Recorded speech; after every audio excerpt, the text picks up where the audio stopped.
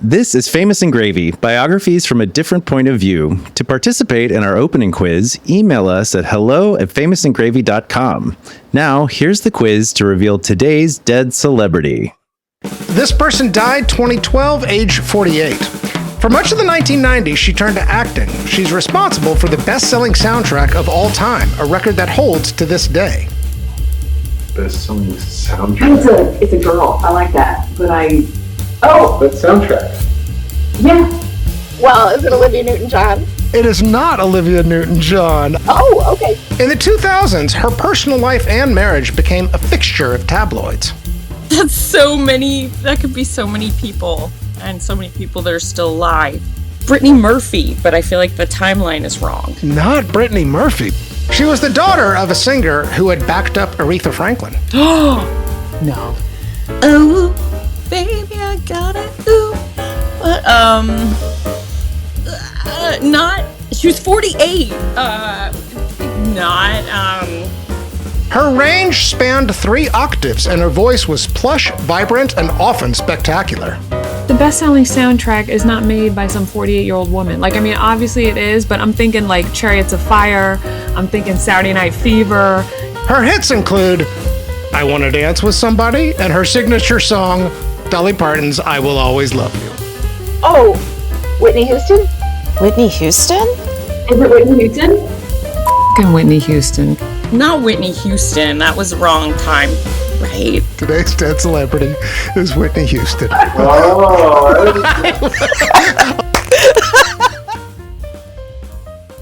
One of the things my mom told me is that look out for disappointments and rejection, and if it doesn't work out, don't worry about it. Go do something else, you can do anything you want to do. This may sound like such a simple question, but why do you love singing so much? What kind of a feeling does it give you? I love it so much because it's a part of me. It kind of like runs in my blood, if you know what I mean. It makes me feel, and the thing that's most important, it makes other people feel. If I can just say one word and somebody will say, oh my God, you really touched me. I mean, what you said here, what you said there, it really just floored me. I mean, that's worth it all.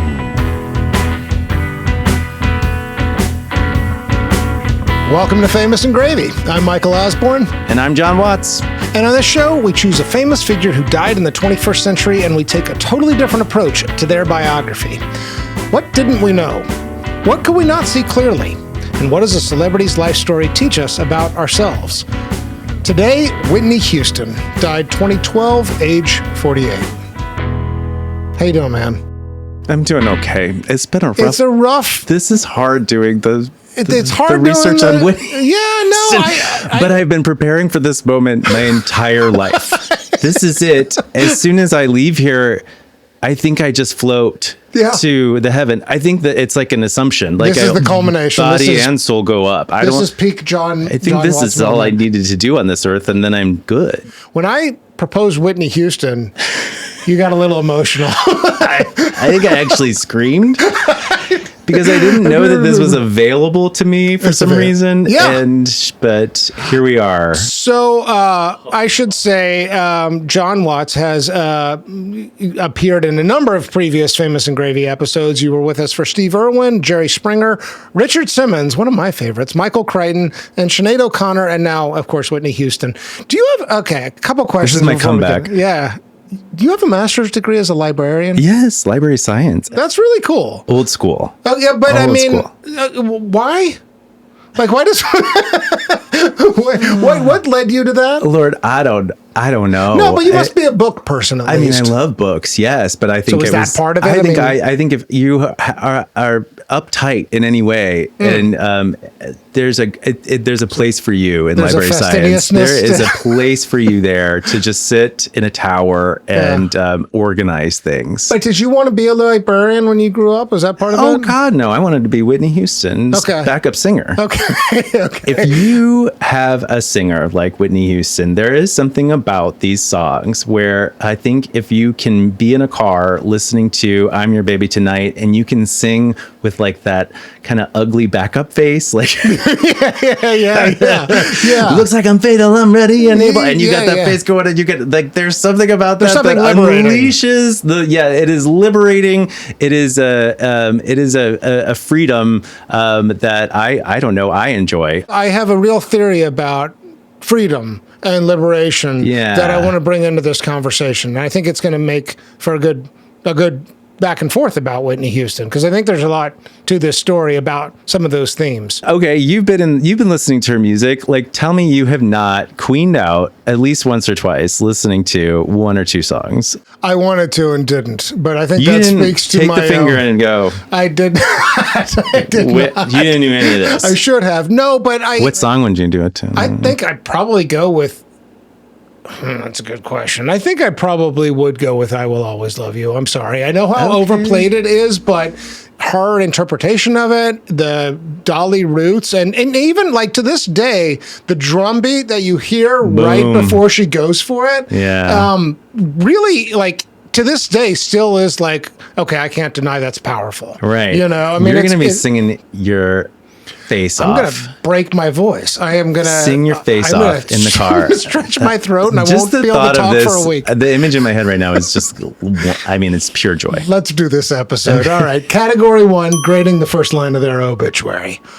Whitney Houston, the multi-million selling singer who emerged in the 1980s as one of her generation's greatest R&B voices, only to deteriorate through years of cocaine use and an abusive marriage, died on Saturday in Beverly Hills, California. She was 48.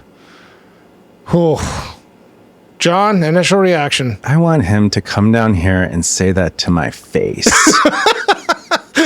A fundamental miss. Yeah, I find it an opening insulting line. In a lot of ways. I'm insulted and I'm pissed. Okay, so Say I it had to the my same face. reaction. Why? We get one positive clause. Yeah. We get a positive clause. And it's about sales, and right? It's about sales. Multi-million selling singer. There's no honoring of her talent in here. The There's actual not like, voice. She's the voice. Right. And you don't even bring that up. And then oh God. And then it's just immediately start dragging her into the wreckage. Right. She was, financially successful. Does not say that she was gifted, that she was like, and I think this is part of the story with her. Once in a generation voice. I mean, her ability, her range, her multiple octaves. Like, I lack the skills and vocabulary to describe her talent, but it is self-evident, and it's not pointed to in here. I mean, they do say one of the generation's greatest R&B voices. I actually like R&B. Is that how you would have? I would have said pop. Well, she transcended genre in a lot of ways. Like, she did pop in the beginning and R&B, and I mean, she, you look at just the Bodyguard soundtrack alone, it had all different types of music in it. So she was doing some funk. It was great. Like, she had. I don't feel like R&B fully describes her. Yeah. And then it's the word only here, only to, just feels like it's doing a lot of work. Yeah. Deteriorate is deteriorate. A painful word. Woof. It's not totally inaccurate, though. Let's be honest. I mean, there was I hate to say it, a kind of loss loss here throughout her life. Like, I mean, okay, that they went with cocaine use. I would have just said drugs generally. I don't know why we have to single out white powder. And they went straight to the cocaine. Yeah, I know. And the abusive marriage too. That, I mean, there's truth in that. Oh, absolutely. But it also feels like it is actually feeding a public narrative that I'm not actually sure how accurate it totally was. I do think it was a codependency, her and Bobby Brown. It was an ugly marriage, and we got to see ugly sides of it in the reality TV and in the tabloids. But I think it's actually more complicated than that. This wasn't exactly Ike and Tina Turner, and that's when you read abusive marriage, it kind of reads that way, you know? Yeah. So I felt like this is what we think we know her for, but it's not actually the story, or it's just it lacks any kind of nuance. I don't know. It just goes, the effect is immediately goes into the cautionary tale of it all that we seem to only be able to perpetuate about her. If you bring up Whitney Houston, it just sort of feels like all we do is say like, oh, what a shame, which is true. It is. But I feel like there's still so much more that we, it just clouds everything else we love about her. And it's for the obituary to go straight there feels really raw and inappropriate to me. I was thinking, they often pre-write obituaries, right? Mm-hmm. They usually do it when somebody's in their 80s and 90s. I don't think they pre-wrote this one, but I felt like they maybe should have had something in the works. Are you giving him an out? No, I'm not giving him an out. No. I would have woken up at 4 a.m. ready to go to write this out if I knew if he found out Whitney died. Get ready. Start working on it. Without being specific, if you were to rewrite this into a better obituary, it would point more and highlight her unique talent, and it would be a little less of a cautionary condemnation of her of her story. Yeah, and I think it's just sort of we start out with the vague multi-million selling. I think, what about the Bodyguard, the #1 selling soundtrack to this day? I got so curious about this. So do you want to know the whole list? Bodyguard, I was surprised. #1 selling soundtrack to this day. Take that, Titanic. What do you think? You want to guess at number 2 or 3? Is it Titanic? No, Titanic is number 4. Okay. Number 2 is Saturday Night Fever. No way. Number 3, Dirty Dancing. Hell yeah, it is. And then 4, Titanic, 5, Grease, and I'll just go through it. 6, Purple Rain, 7, Lion King, 8, Flashdance, 9, Forrest Gump, and 10, Footloose. There's a lot of famous and great themes on here. We've done Prince, we did Patrick Swayze, Lion King, Footloose. We did James Earl Jones. Anyway. Yeah. I felt a little bit insulted as well. Because you and I talked about this a little bit before the recording, and I do feel like there are some cautionary tale themes here, just not in the way we think about them. I think the superficial, blunt version of cautionary tale is drugs are bad. Drugs are bad. Don't marry the wrong guy. Exactly. Yeah. And I feel like that really misses so reductive other lessons you can draw, even if you do look at the life story and feel like, on balance, there's a lot of tragedy in here. And I think that is true. There's so much more of a perfect storm element to all of it, where so many things were at play that drove her into this kind of this decline. You can say that stuff later. We can talk about that, but I think maybe she could have been celebrated a little bit more in the opening sentence. What do you got for a score then? I gave it a 2. Oh wow. Okay, I said 4. Okay. I'm not giving. I don't even think there's not great accuracy. You're hurt here. I can see that, and you're holding space for me. Yes. 2. Hold space for my 2. No, I thought I was gonna have to persuade you to come down. I think I'm gonna stick with my 4. Okay, stick with your 4. Go ahead. I don't care. But I see your 2. I'm a solid 2. I see hard your 2. All right, let's move on. Category 2. 5 things I love about you. Here, John and I will develop a list of 5 things that offer a different angle on who this person was and how they lived. I know you've got a lot. Why don't you lead us off here? Okay, this one is not necessarily based in fact. It's a lot of just kind of on vibes. But I'd like to think that she's not a parody. She's the standard. So in the queer community, we lean a lot toward just dragging things, making fun of things, making fun of the status quo, norms, celebrities and their quirks. Yeah. But I've found that Whitney seems to be hallowed ground in terms of, especially in sort of the drag community. Like, you don't do a making fun of Whitney's sweaty on cocaine kind of interpretation of her. And if you do, you're not going to get tipped. Interesting. Right. Okay. So why? Why not? I mean, so there's something sacred about her? Yeah, I think she's like obviously this sort of, because we think about the sacredness of this, especially after her passing. I think, drag is built on this idea of exaggeration, humor, pushing things to the edge. But it's so sad because she was such a talent and it went so poorly that there's kind of this line with her that you can honor her. But you can channel her, but you can't play her as a joke. And there's just small examples of this where, in RuPaul's Drag Race, this TV show, somebody tried to do Whitney Houston on one of their episodes and do the sweaty kind of, coked out Whitney and got like a really terrible edit, you know, and other people in the community were kind of like, we don't really do that here.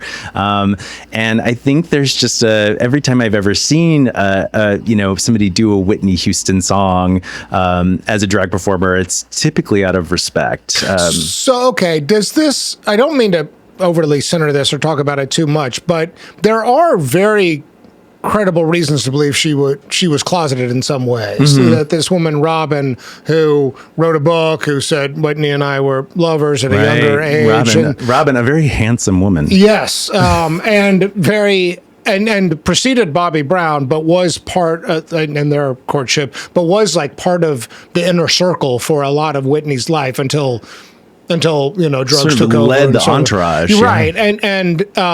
But I mean, is that part of it? You think, in terms of the hallowed earth, that there might have been some.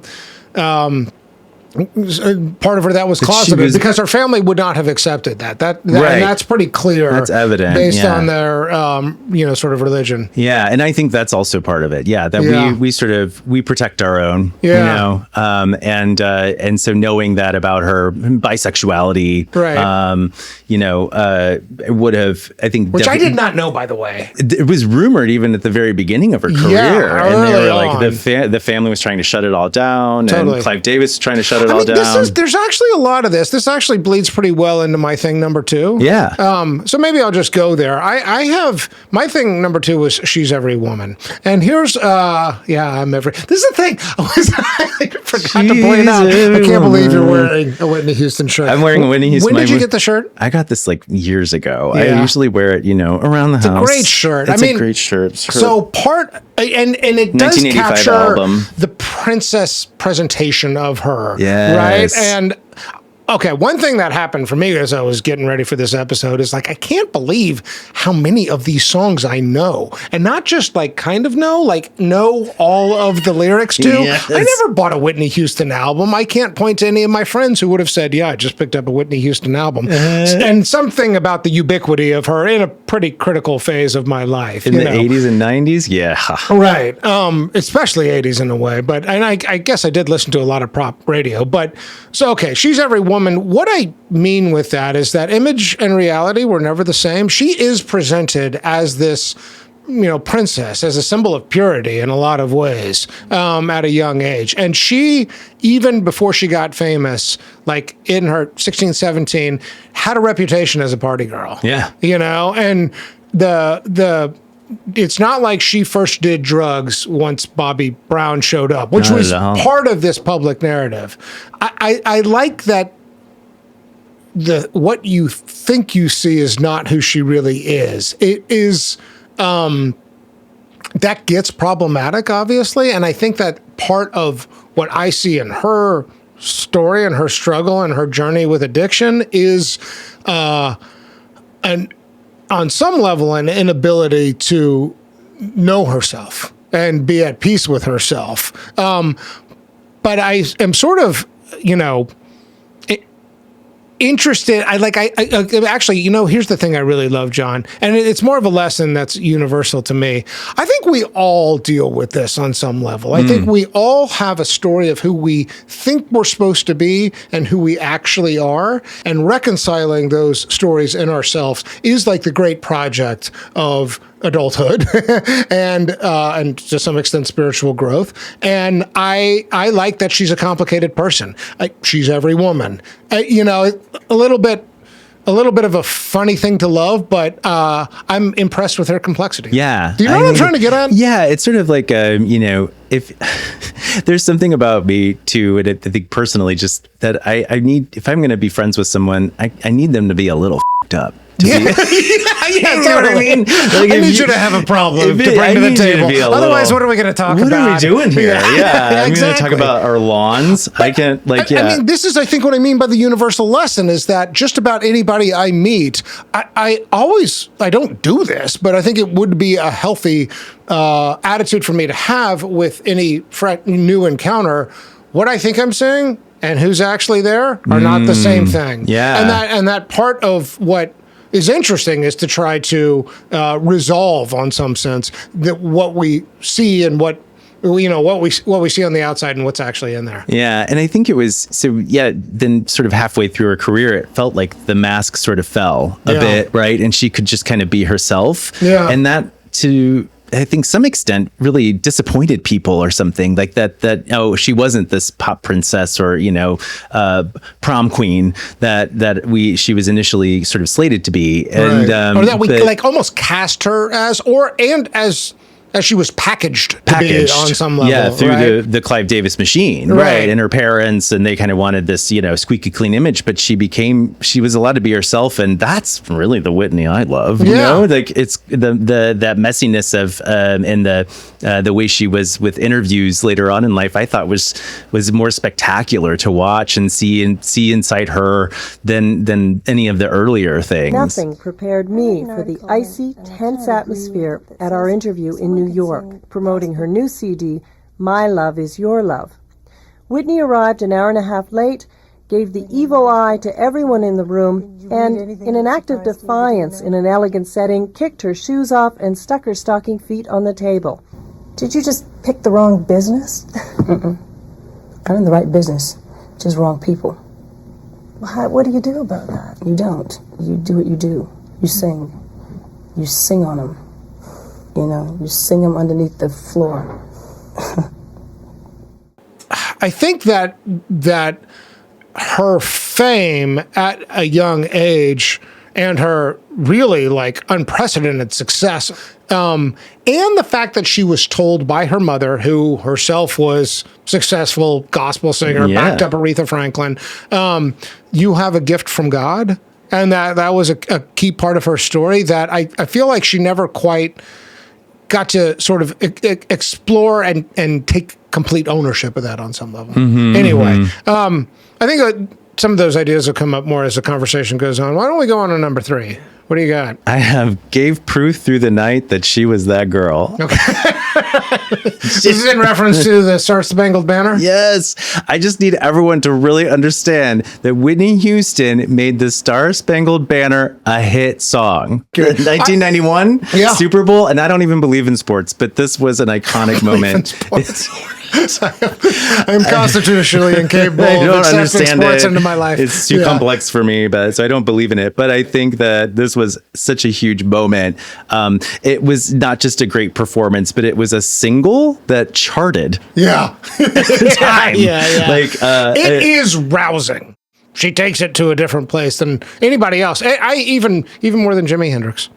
Oh, okay. Well, I like the Jimi Hendrix version. I love it too. Yeah, I think it's just one of those things that's just so powerful but controlled. And I think that was just such an interesting fact that I learned through this was that her team actually made this genius decision to put it. So it's originally in 3/4 waltz time. And they put it in 4/4, which gave her more room to kind of make it her own. And so that shift sounds really small, but it changes kind of everything in terms of it sort of takes it from that anthem, which is a little stiff, and makes it a little bit more gospel. By adding that room to kind of play around with the sounds and the runs that she was doing there. And I thought that was just an interesting kind of thing that they did, because it does sound different, the way that it's played. I mean, basically a brand new song. Right. There's it's a lot almost of reclaiming. Like we hadn't heard it before. Right. And like, this is actually a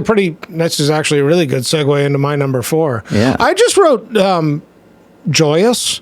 I mean, I don't know if that was always true, but at the peak of her powers, her singing is, to me, fundamentally joyous. Like, I hear a catharsis. And the thing is, again, I'm not like a huge fan exactly, right? But there is a perfection to her skill that, I mean, those pipes are really something else. Yeah. And I do think that there is a kind of like infectious exuberance about her music that, even though these aren't my songs, there's a reason they occupy some of my neurons and some of my brain space. I think honestly, a lot of it for me is the contrast. So she can go from, she has the 3-octave range, but she goes from this sort of like deep growly, sort of gospel soul into this like soaring high note. Soaring is a good word. It soars. And so we are sort of hearing just the sort of, I think the scale of her range kind of, it gives us more emotion to the song. And I think her interpretations of the song, because she was sort of a playful, childlike person. I'm looking at a lot of her footage, just home footage of her. She was a goofball. Well, I've been down to Texas a long time ago. I went around the railroad and I wanna go home. In the little country schoolhouse where the kids all used to go, the little fellow by the name of Ragtime Joe. Where's the location? Hey, Big Linda! On stage. I'm not on the stage, but I'm from. A little money in my pocket. Like, I got my own thing. If you've ever spent any time with a theater kid in your life, I think I am right now. You're right now, right? She's just, she's constantly doing, sort of weird voices and impersonations and joking. And so I feel like there's a lot of that in her music too. She could just kind of take it and go from all these different ranges and made it playful and soaring, but also gruff. I really like that marijuana was one of her drugs. I do wonder if maybe she might have, if she had not been famous, maybe she'd have just been really good to get high with. I guess that's going to come up in a future category. But I do see a kind of like, I know what you mean in terms of like a silliness almost. She was so silly. Yeah. Like anything I ever saw of her out behind the scenes, she's just like goofing off. And that actually looks real to me. That doesn't, she was just so low key funny in so many ways in interviews that, I feel like is this my time where I get to bring up Oprah like I do every other episode? Go ahead. Bring it. I figure I do. Here we are. I think drink. Yeah. It's part of my writer. Yeah. Like Oprah at her peak used to have this song at the opening of her show that Oprah sang and recorded and performed, and it was so bad. See what the end will be. Leave our work on. Find out what waits for. But Whitney Houston would go on her show twice and make fun of her for singing that song. Do you have an all-time favorite song? My all-time favorite, Yesterday. Really? All my troubles seem so far away. Yeah. I love that song. I don't know what. Really? Yeah, you thought it was one of mine? No, yeah, I thought it was going to be yours. No. Because I do like... I think I'm going to run away. No. She was funny, and but I think that she was really, playful. Yeah. All right, what do you got for number 5? No divas, just duets. She's not a diva, exactly, she's right? Not a diva, and I think the music industry, especially in the 80s, 90s, and 2000s, sort of loved to pit women against each other. I think that there is a tendency in the entertainment industry to create rivalries that look a lot like sports rivalries. Yeah. And I think that Whitney versus... who I guess Paula Abdul and Mariah Carey. That's the big one. Yeah. And she, like, by all accounts, was like cool with that. And she did music with Mariah at one point, right? Yeah, they sang a duet together for The Prince of Egypt. Yeah, I think over and over again, she chose to lift up other women. Yeah. Like she and Mariah Carey went on Oprah and said like, hey, we're not fighting. Here's our duet. And then, and I think she's just sort of rejected that narrative. She supported Aaliyah. She was going to put her in one of her films. And I mean, there's Natalie Cole and Whitney were constantly put up for the same award at different award ceremonies, and Whitney would always win. Finally, Natalie Cole wins, and Whitney is cheering for her. And this is like 92 when she was at her height. And she's just so happy for Natalie Cole to win. And it's actually kind of a big meme that we use a lot, is sort of her pointing at Natalie and Natalie pointing back. Like, I use it whenever anyone says like something funny. And everyone's like, look at you. But yeah, so it's, I think like, even in her song "I'm Every Woman" that you brought up, she does a cover of this song by Shaka Khan, and at the very end of that song, she calls out Shaka Khan, and she's like, Shaka Khan. She gives her flowers for singing that song first. It's interesting because in a way, this kind of gets back to your critique of the first line. It is so insulting in a way. She's not. I don't see maliciousness in Whitney Houston. I do see selfishness. Yeah, she was a girl's girl, but I think for the Bodyguard, fun fact, it was Kevin Costner whose idea was to do "I Will Always Love You." Yeah, and she was like, I don't know, that's Dolly Parton's song. Yeah, I'm not a country person. I'm not a country person. If I was Whitney Houston and Kevin Costner came to me and said, I want you to do this song, I'd be like, hey, why don't you just go do Waterworld? And I'll do the singing. How about that? Stay in your lane, Kevin. Stay in your lane, Kevin. And it was his idea to start it a cappella, haunting, the most beautiful opening of any song ballad in the, today. And I think like it was, she just listened, she wasn't a diva about that. All right, let's round it out. So let's recap. Number one, you said Hallowed Earth. Yes, she's Hallowed Earth for us. I said not a parody, but the standard. Not a parody, but the standard. Number two, I said She's Every Woman. Number three, you said gave proof through the night that she was that girl. Right. Number four, I said Joyous, and you added Low-Key Hilarious. And then number five, No Divas. Just Duets, Just baby. Duets, that's great. Awesome, West. Okay. Yes. Let's take a break. All right, category 3, One Love. In this category, John and I will each choose one word or phrase that characterizes this person's loving relationships. First, we will review the family life data. So Whitney Houston, one marriage to Bobby Brown in 1992. She was 28. They divorced in 2007 when she was 43. This is her only marriage. One child, Bobby Christina Brown, born in 1993, who sadly died a few years after Whitney passed. And in a hauntingly similar way. Yeah, in a bathtub with drugs.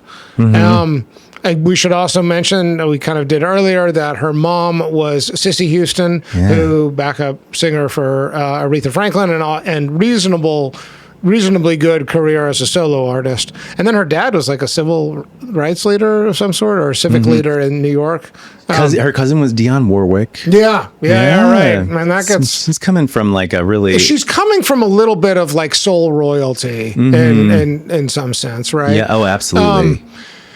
And then we also mentioned Robyn earlier. I didn't hear of any other relationships with women other than Robyn, but who knows? Did you? No, not at all. I think there was a real deep emotional connection with Robyn, and that went a long way for her. We were intimate on many levels, and all I can say was that it was very deep, and we were very connected.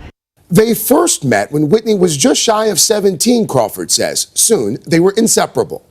When did this friendship, this partnership, when did it turn into something more? Our friendship was a deep friendship. In the early part of that friendship, it was physical. Who knew about the romantic aspect of your relationship with her? I would say no one. It was ours. Hard to know where to go in this category with the one love thing, but did you come up with a phrase? Or do you want me to lead? Would you like me to lead? Go for it. Okay. I don't know if this is the right way to put it, but I put bodyguarded. I think that it was to me sort of revealing to learn that she might have been closeted in some sense.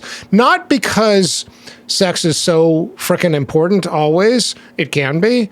But I think that there's layers to Whitney Houston, and there's truths in her that she had a hard time peeling back the onion and getting to the root of. And I think there's that awful Diane Sawyer interview in 2001 or so, I think, right after the Michael Jackson tribute. So the story is Michael Jackson, there's a tribute to Michael. Whitney comes out and looks skin and bones and looks like strung out, and everybody is a little bit shocked at her appearance. Yeah. They decide to do a sit-down interview with Diane Sawyer afterwards. Bad idea. Yeah. And that, like, there's a lot about that interview that's like cringe, right? It feels, watching it now feels so invasive. Whitney dying. Crack rehab fails. First of all, let's get one thing straight. Crack is cheap. I make too much money to ever smoke crack. Let's get that straight, okay? We don't do crack. We don't do that. Crack is whack. There's a moment, though, where she says, and this is, I think, the one very true thing about that interview, where Diane Sawyer's asking her about drug of choice. Is it coke? Is it marijuana? Name the devil. Name the devil. And Whitney says, me. Yeah. Is it alcohol? Is it marijuana? Is it cocaine? Is it pills? If you had to name the devil for you, the biggest devil among them? That would be me. Nobody makes me do anything I don't want to do. It's my decision. So the biggest devil is me. I'm either my best friend or my worst enemy. So when I'm saying bodyguarded, I'm imagining armor around her and a sort of like ice in a way that it is very hard to get underneath that ice. When I heard and thought about that moment where she describes herself as the devil, I think that, or as her devil, I think that she couldn't separate her true self from her disease. And I think that this idea that addiction is a disease, I think that that's an important severing. You are not your disease. You are something else. You have a disease. And I think that's part of the reason in recovery you use the language of saying you have this condition that is an important part of who you are, but it's not you. And I heard her not making that distinction in that moment. So I don't know if this is the right phrase to use. That's interesting. I kind of took it a different way when she was saying this to Diane Sawyer. How did you interpret it? I thought that was actually a pretty fascinating moment because she could own it. Yeah. Like, you think about your disease and your addiction, and knowing that it's not the outside world, it's not them, it's me. That's the problem here. I'm the one who can save me, with the help of whatever it is, a higher power, my support system, but that I need to take ownership of this. It's not the drugs. The drugs are a symptom.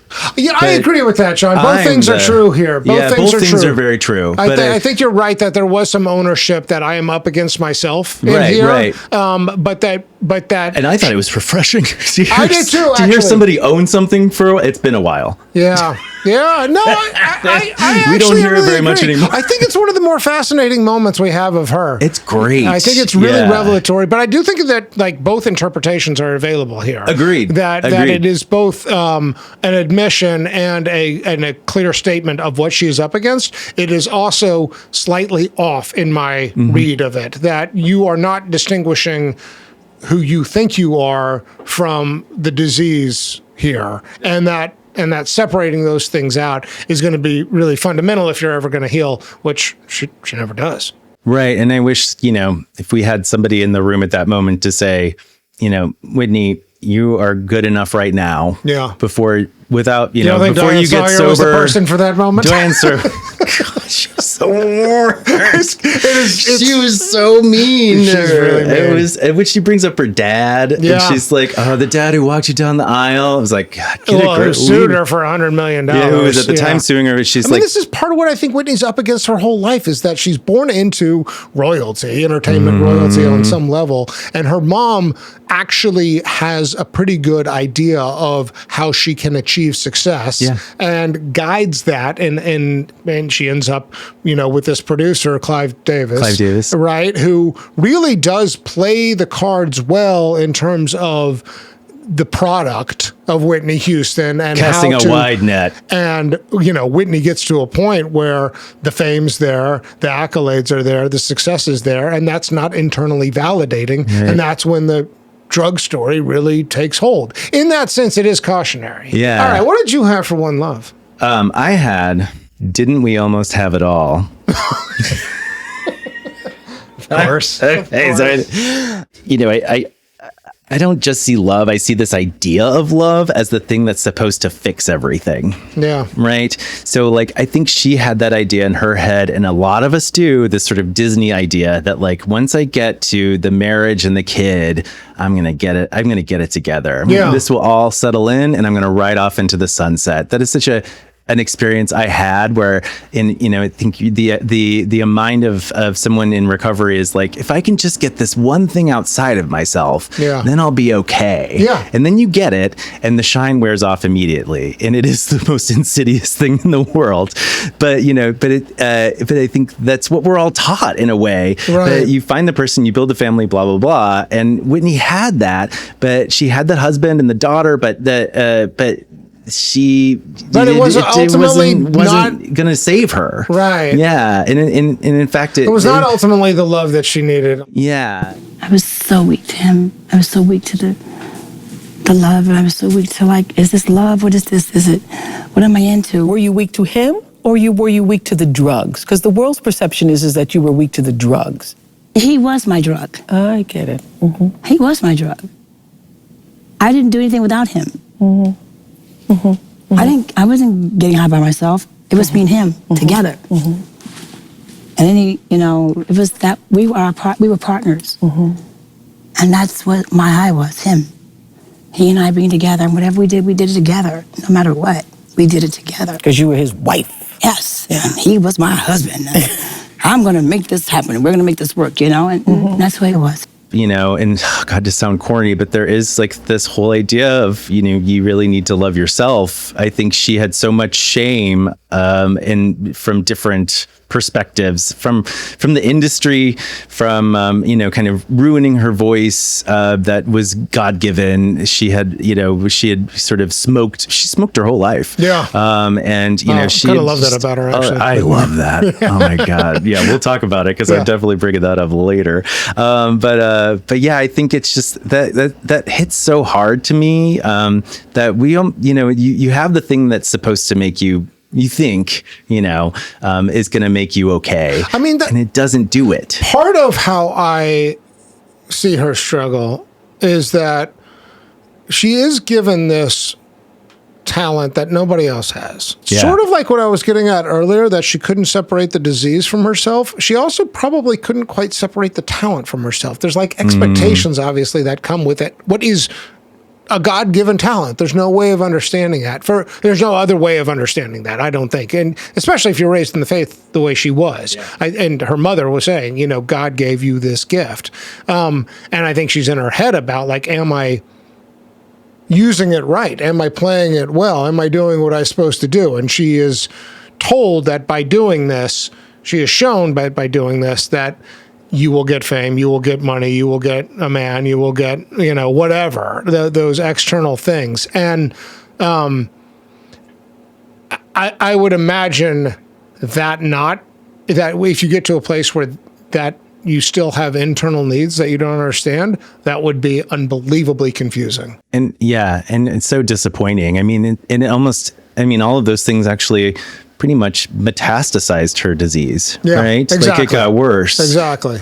I mean, I feel like this sounds really trite, but I can't stop thinking about Icarus, and the whole idea of so I think the tale as old as time is that, he flew too close to the sun. His father gave him wings, flew too close to the sun. And a lot of it kind of reads as hubris. Yeah. But to me, it's more like up there so high in the sky, there were no guardrails. Yeah. There was no safety. There was nobody there because he was so high, there was nobody there to help him learn how to navigate things. And that sort of feels very related to Whitney's story. She was so high in the stratosphere in terms of fame that nobody could really help her. I think that there's an interesting relationship on the topic of love and self-love between experiencing freedom and experiencing love here, because I think that money is supposed to give you freedom. Fame is supposed to give you freedom. Talent, exuberance, a voice is supposed to give you freedom. And she's ultimately drugs are giving me the closest thing I can find to that. Yeah. Okay, let's move on. Okay. Category 4, net worth. In this category, we guess the net worth based on the website celebritynetworth.com.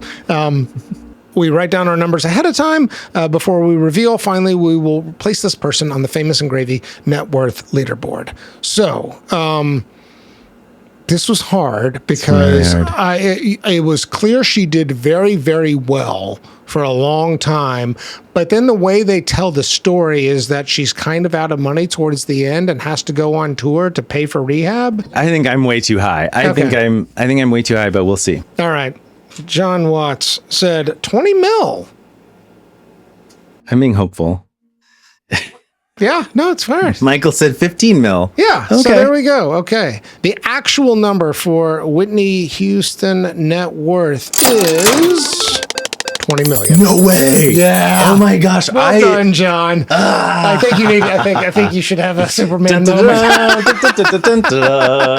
She's the sleeveless Amazing. too. Okay. Yes. I feel like I'm getting good at this. I've nailed it the last 3 times. Have you? Yes. Okay. You're I'm getting dialing really in. good at this.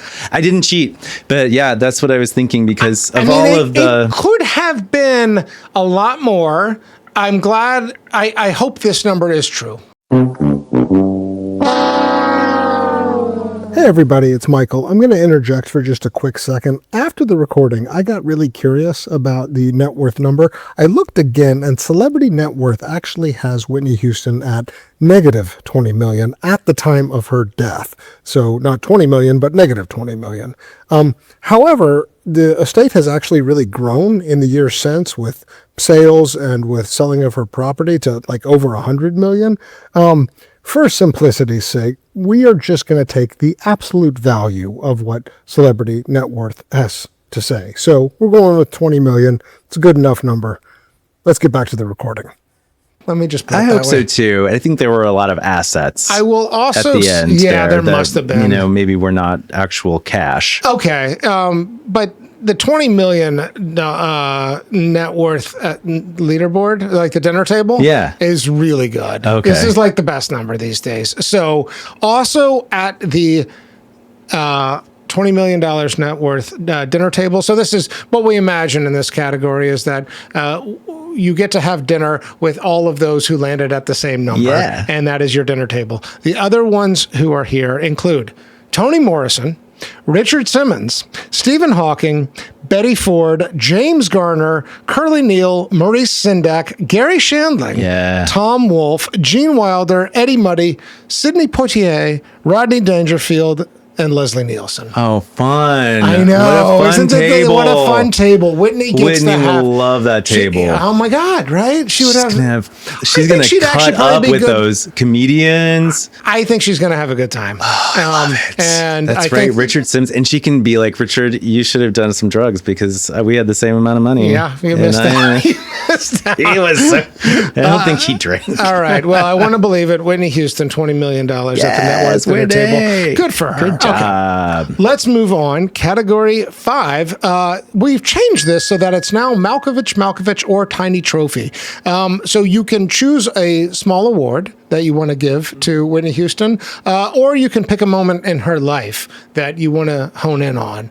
So I'm going to let you go first. What do you have for this category? Well, I gave her, if I were going to give her an award, it would be Best Supporting Actress. Oh. For The Fairy Godmother in Cinderella. Oh, yes. Okay. 1997. Yeah. Because I love about this is that I think she could have centered herself. She was 35 at the time, and she could have still been Cinderella, but it would have been a little like, I don't know. Yeah. Batting outside of that age range. She decided this was through her own production company that produced this. So she had Brown House Productions. I mean, also it has one of the all-time bangers of Impossible. Things are happening every day, and it's so good. I mean, I will play that on a loop if I'm having a bad day. Sure.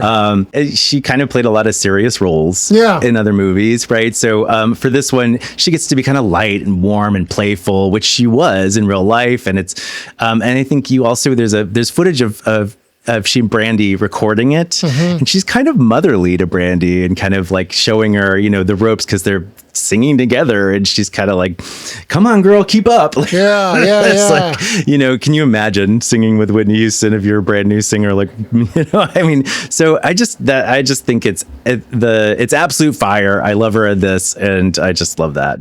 All right, I went the Malkovich route. So this is named after the movie Being John Malkovich, where you can zoom in and have a front row seat to somebody's experiences.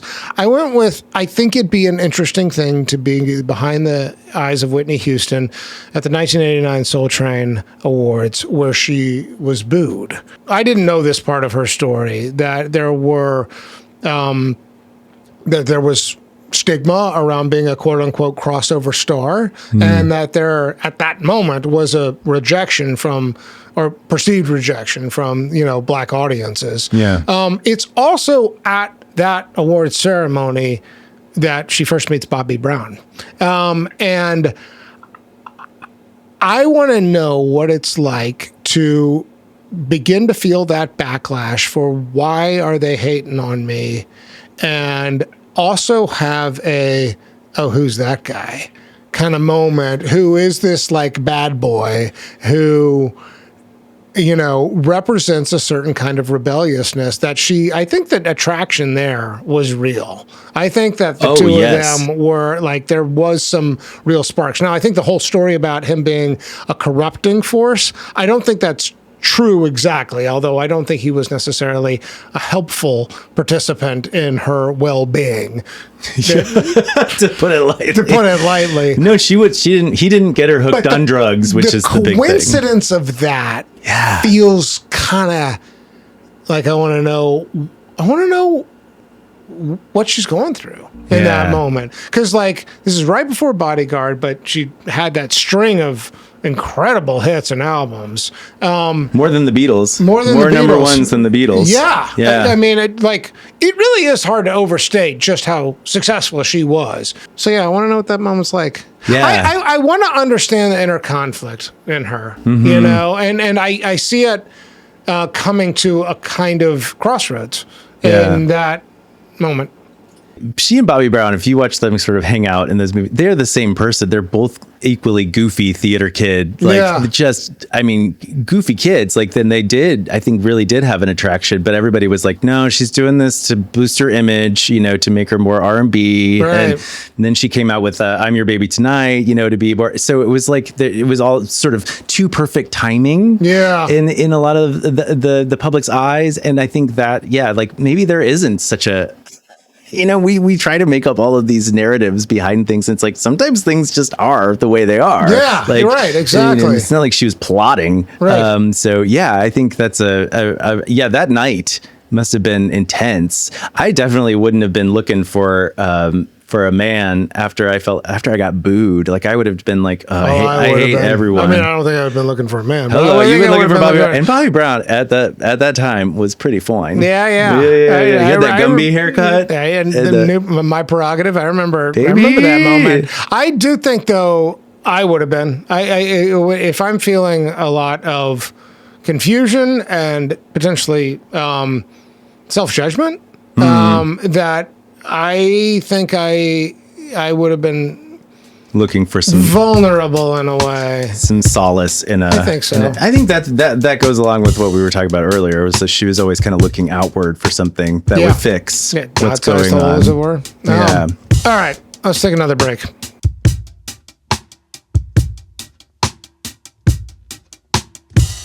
Okay, category 6, words to live by. In this category, we each choose a quote. These are either words that came out of this person's mouth or was said about them. What do you have for this, John? I love the song "My Love Is Your Love" from the album of the same name. And what does that mean? My love is your love. My love is your love. It's a song about, well, I think mostly to her daughter. Yeah. At the time. And at the time, it was sort of she was standing firm on her marriage to Bobby. But there's other ways you can interpret it too, like about your higher power or your God. So the opening lyrics are, if tomorrow is Judgment Day and I'm standing on the front line and the Lord asks me what I did with my life, I will say I spent it with you. And there's something about that just really like hits me deep in my because, the you could be, I spent it with my Lord, or it could be that I spent it with the people I love. Yeah. And that to me is just like, I get chills just talking about it. What do you think her love language is? I think it's touch. Oh, interesting. I was going to say quality time. Okay, I could see that too, because I know she just loved to sit and watch TV with people. Totally. That's She loved to do later. that. Yeah, I got something on that. She loved to sit and watch TV, but she was so touchy-feely with everyone. Yeah. See her with her mom, and she's just like hugging. I mean, everybody, she's touchy-feely. So I think it could be both. Yeah. I think you get two. I don't know what the love language thing I is. guess the reason I went quality time was based on what you had to say on her words to live by, is that I do feel like being in somebody else's life is what quality time is all about. Just showing up. Honestly, I think that's what it's all about. Yeah. And I know she didn't write this song. Wyclef Jean wrote the song, but I think the way she sings it, and I think that it means so much. It's like, our life is really our relationships. It's who we spend our time with. That's our life. That's our. I hate legacy, but it's legacy. Our legacy are the people that we love and we spend our time with, and that to me is we make time for. We make time for. Who we let into our life completely, and that to me is what I've kind of discovered in life. At the tender age of 45. Yeah. But I think this is an important life lesson. I couldn't agree more. I think I keep. I keep being reminded how much, a lot of what I need to do is just show up. Yeah. And that's what I hear in that. Show up for other people and stop thinking about myself so much and show up for other people. And in their lives, that's regardless life. of the pain and regardless of, what I might be afraid of. And it sounds so fears. unsexy, compared to what we're told we need to do, which is reach the stratosphere of fame. But really, it's just who we spend our time with. I love that. All right. So here's what I got. She said, I almost wish I could be more exciting, that I could match what is happening out there to me. I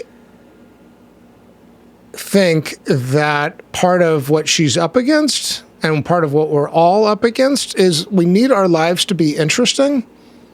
How we define what interesting is part of the challenge. This has certainly been part of my experience with sobriety, is that I was really worried when I got sober, what's going to be interesting about me? What's going to be fun? What's going to be edgy? What's going to be special, but also like, where are the good stories going to come from if I'm not causing trouble and being the center of drama or proximate to drama? That drama is interesting. I think that I hear in this, I almost wish I could be more exciting, is I do think that she is, I feel like, maybe confused on what her purpose could be. If it's not to be a generational voice, like she does that, right? If it's not like, and if she's not lifting up other singers and other, particularly women, and collaborating with Kevin Costner, like, what is the greater calling here? And I think it's easy to conflate that with excitement and telling an interesting story about who you are. Mm-hmm. I relate to this is part of the reason I think these are words to live by, because I do need my life to be interesting. I do need my life to be exciting on some level. I just think I also need, and this is the other piece, I need to be able to be open-minded about what exciting and interesting might actually be. Yeah. Doesn't necessarily need to be drama. Yeah. It can be. Does that make sense? Yeah. I think it can be enough. I think it's so easy for us to not acknowledge what's exciting. Yeah. And I think that's kind of where I'm going with this. Yeah. I think that we get to determine what is exciting and what makes our lives interesting, and doesn't have to be what other people think is interesting and exciting. Absolutely. And that's the problem with fame and celebrity, is that you get all this external validation that is ultimately not fulfilling. What are the terms you're setting for yourself? Yeah. All right, let's move on. Category 7, Man in the Mirror. This category asks a fairly simple question. Did this person like their reflection? Yes or no? This is not a question about beauty, but rather a question of self-confidence versus self-judgment. I didn't have to think too much about this. The Diane Sawyer quote kind of says it all. And she is a beautiful woman, and this thing about the devil is very revealing. So I'm going pretty simple. No, she did not like her reflection. No, I think she really struggled with it. Yeah. And I think it's to my previous point of being able to separate out the parts of herself, and see. Separate out the disease from who she actually is. I don't know. That's such a key moment. A revealing moment in her story. I agree. It was not difficult. I think from a fairly early age, it was hard for her to look in the mirror and not feel some kind of shame about something. Yeah. Okay, let's move on. Category 8, coffee, cocktail, or cannabis. This is where we ask, which one would we most want to do with our dead celebrity? I'm starting. Okay, I think we're both excited for this. We're both excited for this. You go first. Okay. Yeah. I chose coffee. Okay. I think I'm gonna do a dark coffee. Okay. I'm gonna go to her house in New Jersey. She had this really amazing house. Yeah, it's cool. In New Jersey. Yeah. With and she had the lounge area with the big TV. Yep. And she loved to watch TV. Yeah, this is where I'm going to. I love watching coffee, but also I think I looked this up. I think she was a Newport gal. I would be smoking Parliaments. Yeah. We would light those babies up. I haven't smoked in years, but I would light that cigarette up with Whitney. Yeah. And we'd be sitting there watching trash TV. Trash TV? But then can I also just be selfish? Because in that home, they also had a recording studio. Yeah. So what I would like to do... And then this is my dream, so I get to do whatever I want. Yeah. I am also an amazing singer that is going to do all the backup for her. So she's going to go on there, record a couple tracks, and she's going to be like, I'm every woman. Yeah. I'm just going to be like, Rome, whoa. And I want to do the backup tracks for Whitney Houston just one time. Yeah. Just let me do it. And And you can have that MP3 and you can. Don't you want to dance? Say you want to dance. Don't you want to? And then I go and dance. That's what I want to do. That's a nice scene. Isn't that nice? That's a nice Isn't that nice? And I know she might be a little annoyed, but because she has to do it. I think she'd be honored. But I think she would like it. I think we'd have fun. I think you'd have a good time. I see this. Oh, God, that would just be such a dream. I mean, she's here with us right now. She's here with us right now. She's here with us. Okay. I went a weird route here. Okay. I don't know if this is a good idea or not, but just follow me if you can. So I want to get high and watch a movie. And I want to watch a very specific movie. Are you familiar with the movie Bound, starring Jennifer Tilly and Gina Gershon? No. Really? I don't know that movie. It's got a great plot. So Jennifer Tilly is married to, or is in a relationship with somebody in the mob, and she falls in love with this woman, and they come up with a scheme to rob the mob of their money. It's a very exciting movie, and this is like a prequel to, not a prequel at all, but this came out before The Matrix. You should really watch it, because I think it has a certain kind of cred in the LGBTQ community. I'm sure. Which is kind of what I want to watch, because I think it's really interesting to take that movie and also take The Matrix, movies about people being trapped. I grabbed one blurb from The Guardian. This is a 2021 article about the movie Bound. 1996 neo-noir with dual femme fatale couldn't avoid being slotted alongside that decade's surge of erotic thrillers like the iconic Basic Instinct, which, for its own dubious take on bisexual love triangle, had been picketed by LGBTQ plus activists. Such films turned sex into a plastic spectacle, and power trip, motivated as much by a critique of consumerist individualism as by their maker's mercenary sense of the American public's appetite for vanilla kink. Really good sentence there. Why couldn't that person write the obituary? Right? God. Okay, so I've got a little bit more here. But Bound stands out for the way it invests in its genre tropes with unabashed romantic sincerity. The erotics of the scenario are certainly foregrounded when Violet puts the moves on Corky, that's the name of Gina Gershon's. Great name. By inviting her over to do some light plumbing, the Wachowskis make their image of a leaky kitchen pipe into something hilariously suggestive. But beyond the frisson generated between the leads, what you really notice is that they genuinely seem to be delighted by each other.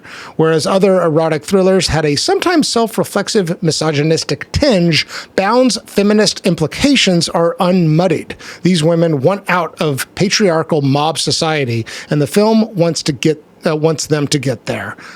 It's a great movie, John. It's very specific. I'm kind of glad you haven't seen it because it's helpful for me to explain it to you. I like it. The reason I want to get high with Whitney Houston and watch Bound is that it was a movie I remember seeing and like, okay, I understand lesbianism a little bit better than I did before because it's captured very well. And I feel like if you take that and you take the themes of The Matrix, of living in a fabricated reality, I feel like we could have a little bit of a discussion. Whitney, do you relate here? Is there because I don't think that the central tension of her life is closeted sexuality necessarily, but I do feel like she's got something trapped inside, bounded up inside, behind this icy armor that she's not quite able to look at with an element of truth. And I want that for her. I want her to, and I feel like the setting to have that conversation is high and quality time, watching a good movie, and kind of like using pop culture as a way to just open the door for a couple of questions. It's a talk back. You do it a little bit after the movie. A little, yeah, exactly. Yeah, a little bit. I mean, it. after the weed is kind of wear it off. Maybe we go get some coffee, before we go to the recording studio to meet you. That's right. I'll be back there warming up. I think that another piece of this that doesn't quite come up in these movies, but is something else I've been thinking about. I feel like her religion and her faith are kind of working against her in a way. I agree entirely. Do you know what I mean? It's not that I respect people of faith and I respect her faith, but it's almost like God is taken for granted, or God, the God of her understanding isn't a question. It's not a theme to be explored. It's not a sort of like, how do I understand, the touch of God, if you want to use that language, within me? And I think it needs to be a question. Like there's not enough inner curiosity on some level. And that's what I'm trying to encourage with this whole scene. Yeah. I love that. No, I think that's something that to unpack a lot, because I think that, it's important. I'm obviously a man of prayer, and I think that, it's important, but I think in spirituality. Obviously a man of prayer. You're not obviously a man of prayer, but you are a man of prayer. Did I say obviously I'm a man? Yeah. Listen to me. I don't think that's how you meant the word obviously. Let me just take this collar off and I mean, you can. No, but you believe in kiss prayer. The hems of my robes. I'm over here as a spiritual. I believe in the power of prayer. Is what I should say. I've heard, it said that if you're somebody who is a chronic relapser, you have a step one problem, which is either a struggle with the God idea or is your life really unmanageable? And so I want to apply that idea to her. Yeah. I mean, I think like the fact of the unmanageability is complicated by wealth and fame and notoriety. But there's also a part of me that's not saying there's anything wrong with her God, but that I feel like she needs a bigger God or a different idea of a God, or something like that. Something more expansive and more exploratory. Exactly. Yeah. Not that she needed to reject her faith in any way, but to explore, expand it to help fit her situation. And I'm just not sure anybody was in her life encouraging that. But what the hell do I know? We don't know. Yeah, but I guess, that's when we get to talk about it. Yeah. But I guess, that's the whole I think point. I think it's important just to think about that. And, she had in that way, this is a cautionary tale, John. It's just a cautionary tale because I need to be reminded to do that myself. And as I'm saying this out loud to you, I'm like asking you as a friend to remind me to do that too. Yeah. You know what I mean? Yeah, to expand your conception of a higher Of where I power look of for a God higher and power. where you look for it. Yeah, and I think That's that a never-ending quest. I also I'm just going to say, I can't imagine a worse experience than trying to get sober, having a couple of months of sobriety, and then having to to go on Oprah and say, this is my comeback tour, and talk about myself and how well I am I know in it. front of millions of people. I know it. How great I'm doing now because I got, a couple, we didn't even know how much time she had, but it's like, as a celebrity, how do you not make, the whole point of getting sober is like kind of, taking your ego out of everything, taking yourself out of everything and kind of looking at it with a new lens. Like, how do you do that when Oprah's telling you you're the greatest thing in the world and you can tell, and you have to tell everyone you're okay now? No, Oprah is also in that interview, and I don't exactly fault her for this because I understand the temptation, but I see her feeding a story to Whitney Houston that Oprah wants to be true and just isn't quite. Yeah, we all want it. It feels like the story she's trying to advance is premature at best. Yeah. Right? Yeah. Even though Whitney looks great and composed, and we see a woman who's ready to be on the other side of years of addiction and struggle, and she's not quite, obviously, as is borne out by history. The best thing you can say at that stage is like, I'm not all right. Yeah. I need more help and more and more, and I need to change a lot of things. But I'm looking at it. I'm working at it. Okay, I think we are ready for the final category, which we're now calling the case for the upward staircase. So in this category, we send this person's soul into the solar system and the universe beyond and make the case that they have climbed the upward staircase. Let's start with the counter argument. I do think that there is a tragic story here, and I do wonder if we all were hoping for, I guess, a different outcome.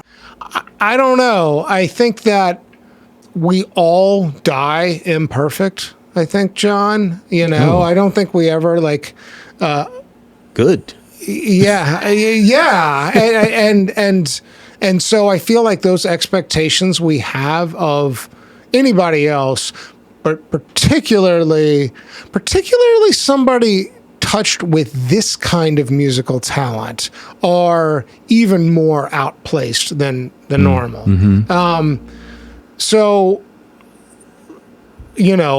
I don't think that there is necessarily a simple story that her soul, reached the end and transcended because of the external things or the internal things. But I do think that there are some really important parts about her story that can help make the case for the upward staircase. So I guess I'd line it up this way. First of all, I don't think she was actually ultimately that malicious. I'm sure there were people close to her that were hurt. Her daughter certainly sounds like was thrown to the wolves. But I don't think that I don't see her being vindictive. I don't see her being, I don't see her being sort of the center of pain of, putting bad things into the world. Good harmful. Yeah. I think she was a joyful spirit who brought a lot of good to people's life, not just like us, with her voice, but more specifically you. She brought some joy to me, baby. Me too. Even though I'm 1985 in that Buick LeSabre. Yeah, she brought joy, but I think also she had this undying sort of connection to the people in her life. She was very loyal. Yeah, that's a contribution. Yeah. Let's as a human, one more time on the cautionary tale thing, because I think part of what I wanted to do in this conversation was accept or think through some of the cautionary tale qualities of her story, but kind of get into them in a different way. I mean, I do think that there is the caution to me is still kind of the central theme of Famous and Gravy, which is that we can easily mistake attention for love, and I think that the way that bears out in her story, like, I learned something here, and I don't want her to have died for that, but I think it's an essential lesson. And in that way, it's a contribution. Mm-hmm. Yeah, I think she... Does that feel like a stretch? No, I don't think so. I think she did... I think she educated us a lot. Let me ask this. Do you feel better? We went on a journey with this episode. I know you were... I do. Are you sure? I think I feel better. I think it was good to think because here's the thing, even doing this, knowing that I love her dearly, it's still so easy to focus on the negative of this story. And I'm glad we got a chance to talk about the beauty she brought in as a human being, but also as an artist, so I think that, I feel a lot better. Okay, good. I feel cleansed. Then that's, I think, what this is all about.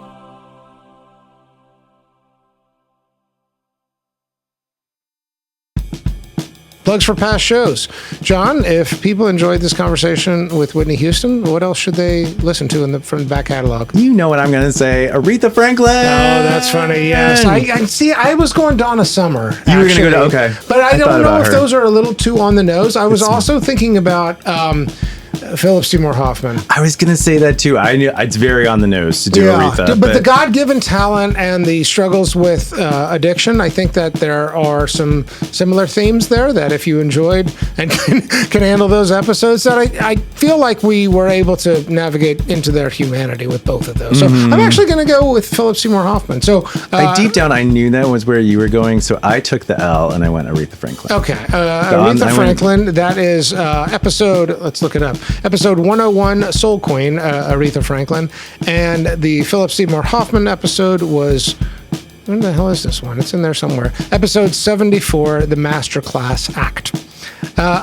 Here is a little preview for the next episode of Famous and Gravy.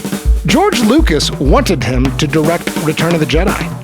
Martin Scorsese's alive. Scorsese's Jedi would have been a great movie. Finally, Famous and Gravy listeners, we love hearing from you. If you want to reach out with a comment, a question, or to participate in our opening quiz, email us at hello@famousandgravy.com. And our show notes will include all kinds of links, including to our website and our social channels. Famous and Gravy was created and co-hosted by Amit Kapoor and me, Michael Osborne. This episode was produced by Jacob Weiss. Original music by Kevin Strang. Thank you so much to John Watts for guest hosting. See you next time.